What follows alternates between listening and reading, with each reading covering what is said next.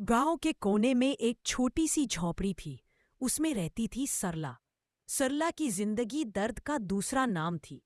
माँ बाप छोटी उम्र में गुजर गए। पति शादी के 1 साल बाद ही बीमार पड़कर मर गया। लोग कहते थे इस औरत का नसीब ही खराब है। सरला चुप रहती, ना किसी से झगड़ा, ना किसी से उम्मीद। सिर्फ शाम को मंदिर जाके दिया जला देती थी, एक छोटी सी रोशनी अंधेरों से लड़ती हुई।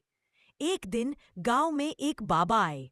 कहते थे मैं किसी का भी भाग्य बदल सकता हूँ। सरला के दिल में एक उम्मीद जागी।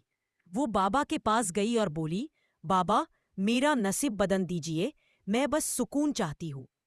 बाबा ने उसे एक काली बोटी दी और कहा, इसे आधी रात को शमशान के पास जला देना। अगर रोशनी बुझी नहीं तो तेरा नसीब बदल जाएगा। सरला ने डर के बावजूद ऐसा ही किया। रात के 12 बजे हवा तेज चल रही थी, कुत्ते भाग रहे थे। वो शमशान पहुंची, बोती जलाई और उसे जमीन पर रख दिया। पहले तो सब ठीक था, पर कुछ देर बाद मिट्टी हिलने लगी। जमीन के नीचे से किसी के हाथ निकले और बोती अपने आप बुझ गई। सरला चीखी, पर आवाज कोई नहीं सुन सका। अगली सुबह लोगों ने शमशान के पास उसका दुपट्टा देखा। सरला कहीं नहीं मिली। उसके बाद से हर अमावस्या की रात उस शमशान में एक औरत दिखती है। बोती हाथ में लिए उसे बार बार जलाने की कोशिश करती हुई, पर जैसे ही रोशनी जलती है हवा से बुझ जाती है। लोग कहते हैं वो सरला है जिसका नसीब कभी नहीं बदला। गांव के लोग उस रात को कभी नहीं भूल पाए जब सरला शमशान में गई थी और वापस नहीं आई। लेकिन 1 साल बाद अचानक लोगों ने देखा सरला फिर से अपनी झोपड़ी में है। किसी ने पूछा, सरला तू जिंदा है? वो बस मुस्कुराई और धीरे से बोली, मैं कभी गई ही कब थी। लोग हैरान थे।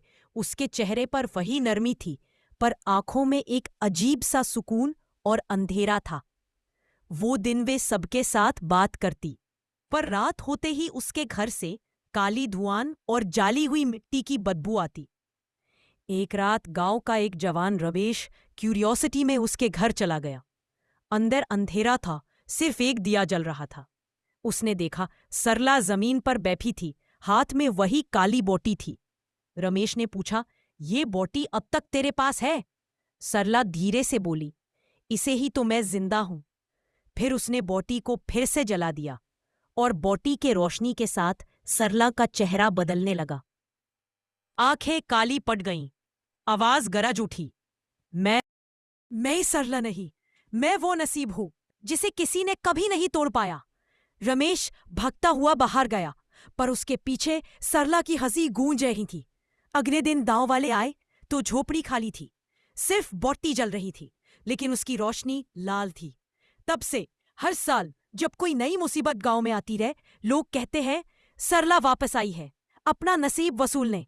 और जो भी उसके घर के पास से गुजरता है उसे लगता है जैसे कोई धीरे से कह रहा हो, तेरे नसीब का इंतजार मैं कर रही हूं।